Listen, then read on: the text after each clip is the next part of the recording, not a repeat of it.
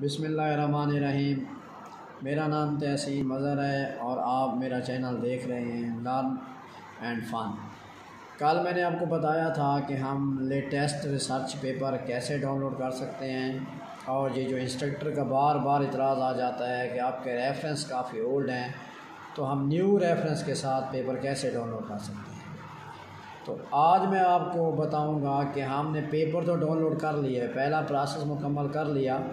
अब जो हमारा अगला स्टेप है कि हम किसी भी रिसर्च पेपर का या किसी भी पेपर का जो हमें असाइन होता है इंस्ट्रक्टर की तरफ से या सुपरवाइज़र की तरफ से, तो हम उसका अब्स्ट्रैक्ट कैसे लिख सकते हैं। तो आए चलिए वीडियो की तरफ चलते हैं और मैं आपको दिखाता हूँ। ये स्क्रीन मेरे कंप्यूटर की आपके सामने शेयर है। ये मैंने एक फ़ाइल ऑलरेडी सेव की हुई है नाम से, अब्स्ट्रैक्ट के नाम से। मैं इसे ओपन करता हूँ। यहाँ मैंने अपनी मर्ज़ी का टॉपिक दिया हुआ है, ये मैंने उसे हाईलाइट भी किया है कि non functional requirements detection using machine learning techniques. Machine learning की जो टेक्निक्स इस्तेमाल हो रही हैं नॉन फंक्शनल रिक्वायरमेंट्स के लिए, उनको कैसे डिटेक्ट किया जा सकता है। ऊपर सबसे पहले आपने अब्स्ट्रैक्ट की हेडिंग देनी है। अब नीचे आपने इसके अगेंस्ट मुख्तलिफ़ किस्म के रिसर्च पेपर डाउनलोड करने हैं।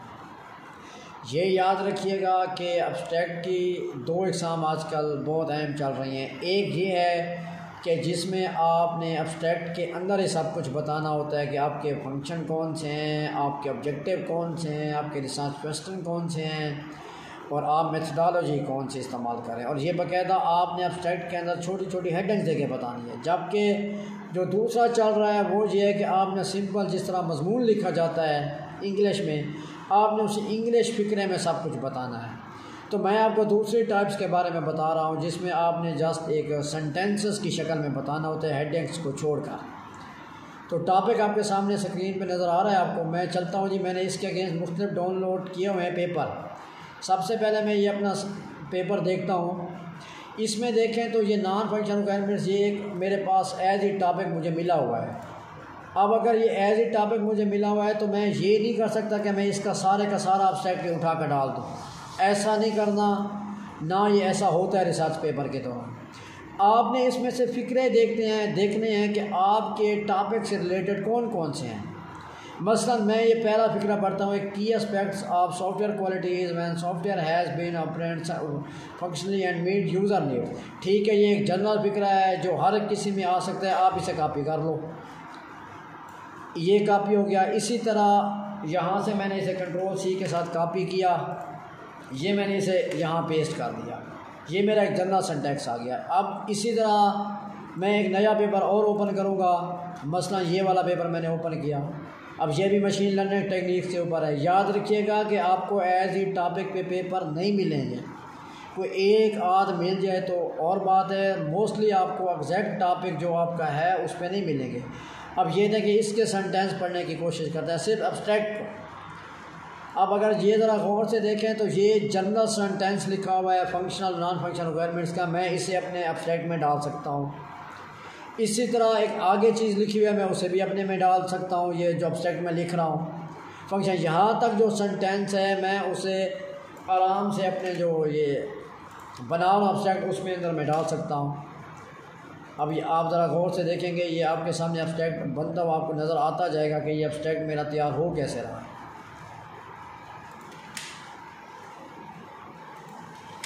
इसी तरह ये प्रोसेस कंटिन्यू रहेगा यहाँ तक कि आपने तकरीबन एक और चले, मैं आपको एग्जांपल के तौर पर एक और पेपर भी मैं आपको डाउनलोड करके दिखा देता हूँ जी। ये मेरे पास एक और पेपर डाउनलोड हुआ खड़ा है, यहाँ ये है। अब ये रिक्वायरमेंट्स कैन भी, अब ये भी एक जनरल सेंटेंस है,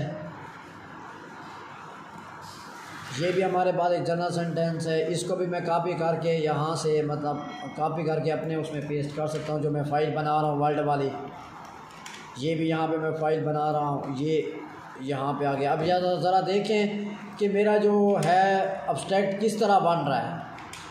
इसी तरह जितनी लाइन जब मैंने लिखी है 5 या 6, ये मैंने आपको एग्जांपल के तौर पर बताई है कि आप एक एक लाइन आप उसका पूरा अब्स्ट्रैक्ट पढ़ें। जो भी आप के टॉपिक से रिलेटेड आपने रिसर्च पेपर डाउनलोड किया है उसका पूरा अब्स्ट्रैक्ट पढ़ें।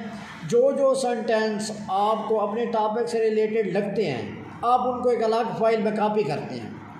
जब आपके 8 से 10 लाइंस या 15 लाइंस बन जाएं तो आप उसे दोबारा, अब ये तो नेट से एज इट कापी पेस्ट है, इट मीन्स इसमें प्लाजो जो है 100% है। अब इसी को आपने अपनी वर्ड में दोबारा रीराइट करना शुरू कर देना है। ये आपका एक पेपर का अब्स्ट्रैक्ट बन जाएगा। याद रखिएगा, इस अब्स्ट्रैक्ट के एंड पे आपने एक हेडिंग देनी है कीवर्ड के नाम से। वो कीवर्ड्स आमतौर पर आपको टॉपिक से नज़र आ जाएंगे। जैसे मेरा टॉपिक है, पहला मेरा कीवर्ड नॉन फंक्शनल बन सकता है, एक और रिक्वायरमेंट बन सकता है, ML यानी मशीन लर्निंग बन सकता है। ये जो है ये मेरे कीवर्ड बन सकते हैं।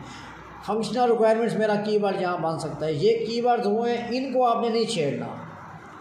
ये आपके रिसर्च पेपर में जहाँ जहाँ भी यूज़ हो रहे हो इनके मुतबादल आपने लफ्ज़ यूज़ नहीं करने, लफ्ज़ कोई सेंटेंस यूज़ नहीं करना। बाकी आप हर जो लफ्ज़ है उसके अगेंस्ट अगर आपको कोई भी वर्ड के अगेंस्ट आपको कोई और अच्छा वर्ड नज़र आ रहा है आप वहाँ वो लिख सकते हैं, लेकिन जो कीवर्ड्स हैं उनको आपने चेंज नहीं करना। तो ये सारा तरीका है अब्स्ट्रैक्ट लिखने का। इसी तरह जो नेक्स्ट वीडियो इंशाल्लाह मैं बनाऊंगा उसमें मैं आपको बताऊंगा कि इंट्रोडक्शन कैसे लिखा जाता है।